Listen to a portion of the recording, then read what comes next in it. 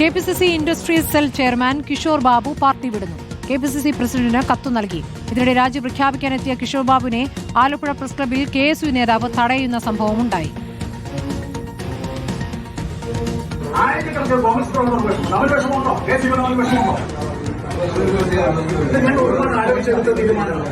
ഞാൻ എന്റെ ശരീരത്തിന്റെ ഒരു ഭാഗം മുറിച്ചു മാറ്റുന്ന വേദന എനിക്കുണ്ട്.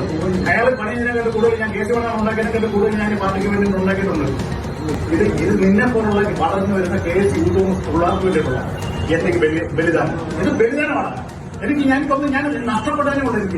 എനിക്കെന്തോ ഭരണത്തിൽ വരുന്ന നീ വിശ്വസിച്ചിരിക്കുന്ന UDF-നകത്ത് ഞാൻ വരുവാണെന്ന് ചിലപ്പോൾ ഞാൻ MLA ആവും, അല്ലെങ്കിൽ ഒരു കോർപ്പറേഷൻ ചെയർമാനാണോ, ഇത്രയല്ലേ ഉള്ളൂ. അത് വേണ്ട എന്ന് പറഞ്ഞുകൊണ്ട് ഞാൻ ഇറങ്ങുന്ന ഒരു മിഷനാണ്. It's A mission. ഞാൻ പറഞ്ഞു എനിക്ക് വിഷമമുണ്ടെന്ന്. എനിക്ക് വിഷമമുണ്ടെന്ന് 40 വർഷമാണ് ഞാൻ കേസ് ശരത് വിവരങ്ങളുമായി. ശരത്, ഇപ്പോൾ KSU പ്രവർത്തകൻ അനുനയിപ്പിക്കാനുള്ള ശ്രമം നടത്തുന്നതായിട്ടാണ് ദൃശ്യങ്ങളിൽ മനസ്സിലാക്കാനാകുന്നത്. രോഷത്തോടു കൂടിയാണ് ഇപ്പോൾ കിഷോർ പ്രതികരിക്കുകയും ചെയ്യുന്നത്. എന്താണ് സംഭവിച്ചത്? അതിനുശേഷം വാർത്താ സമ്മേളനം നടത്തിയോ?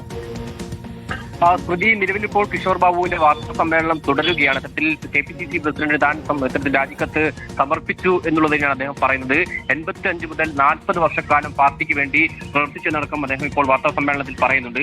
ഈ നാടകീയ സംഭവം ഈ വാർത്താ സമ്മേളനത്തിന് തൊട്ടു മുൻപാണ് ആലപ്പുഴ പ്രസ് ക്ലബിൽ അരങ്ങേറിയത്. അതായത് വാർത്താ സമ്മേളനത്തിനായി കിഷോർ ബാബു പ്രസ് ക്ലബിൽ എത്തിയിരുന്നു. ആ സമയത്ത് മറ്റൊരു വാർത്താ സമ്മേളനം നടക്കുന്നതുകൊണ്ട് തന്നെ ഓഫീസ് മുറിയിൽ ഈ വാർത്താ സമ്മേളനത്തിനായി കാത്തിരിക്കുകയായിരുന്നു. ഇതിനിടെയാണ് സത്യത്തിൽ KSUവിന്റെ സംസ്ഥാന ജനറൽ സെക്രട്ടറിയായ അൻസിൽ ജലീൽ പ്രസ് ക്ലബിലേക്ക് കയറി വരുന്ന സാഹചര്യമുണ്ടായത്. തുടർന്ന് അദ്ദേഹത്തെ അനുനയിപ്പിക്കാൻ പല ഘട്ടങ്ങളിൽ പല തവണ ശ്രമിക്കുന്നതും ദൃശ്യങ്ങളിൽ കാണാം. പക്ഷേ വളരെ രോക്ഷത്തോടു കൂടി തന്നെ കിഷോർ ബാബു പ്രതികരിക്കുകയുമാണ്. അൻസിൽ പിടിച്ചു മാറ്റാൻ ഉൾപ്പെടെ ശ്രമിക്കുന്ന സാഹചര്യം കൂടിയുണ്ടായി. ഒപ്പം KPCCയുടെ തന്നെ പല നേതാക്കളും അദ്ദേഹത്തെ ഫോണിൽ ബന്ധപ്പെടാൻ ശ്രമിക്കുന്നുണ്ടായിരുന്നു. പക്ഷേ വളരെ രോക്ഷാകുലനായാണ് അദ്ദേഹം കിഷോർ ബാബു പ്രതികരിച്ചിട്ടുള്ളത്. നിലവിൽ എന്തായാലും ഇപ്പോൾ ഈ അൻസിൽ KSU നേതാവ് അടക്കം വന്ന് അന്വയം ശ്രമിച്ചെങ്കിൽ പോലും അത് നടന്നില്ല എന്ന് വേണം പറയാൻ. ഇപ്പോൾ എന്തായാലും അദ്ദേഹം രാജി പ്രഖ്യാപനം വാർത്താ സമ്മേളനത്തിലൂടെ നടത്തിയിരിക്കുകയാണ്.